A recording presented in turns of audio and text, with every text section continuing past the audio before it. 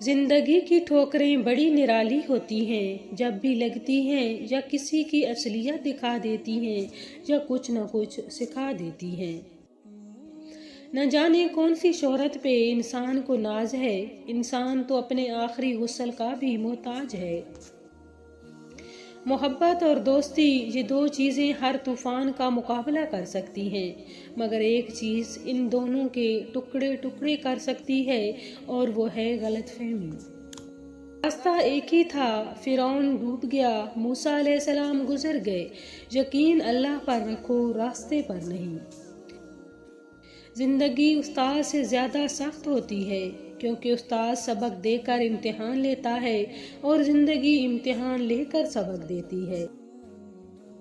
جو آپ کی برائی کرتا ہے کرنے دے، کیونکہ برائی وہی کرتا ہے جو آپ کی برابری نہیں کر سکتا۔ پریشان ہونے والوں کو کبھی نہ کبھی سکون مل ہی جاتا ہے، لیکن پریشان کرنے والے ہمیشہ سکون کی تلاش میں ہی رہتے ہیں۔ جو لوگ دوسروں کا جینا مشکل کرتے ہیں، ان کا مرنا آسان نہیں ہوتا۔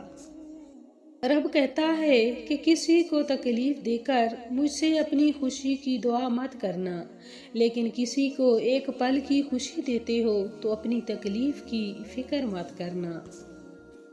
جو انسان جتنا خاموش رہتا ہے، وہ اپنی عزت کو اتنا ہی محفوظ رکھتا ہے۔ دل کو بڑا رکھو، دماغ کو ٹھنڈا رکھو، آواز کو میٹھی رکھو، پھر کوئی ناراض ہو تو کہنا۔ اللہ کو دل اور زبان کا سخت ہونا پسند نہیں، اس لیے اللہ نے دونوں کو ہڈی کے بغیر بنایا ہے، اسے نرم رکھو۔ تین خوبیاں انسان کو باکمال بنا دیتی ہیں: ٹھنڈا دماغ، میٹھی زبان، نرم دل۔ اللہ رب العزت ہم سب کو ان خوبیوں سے نواز دے۔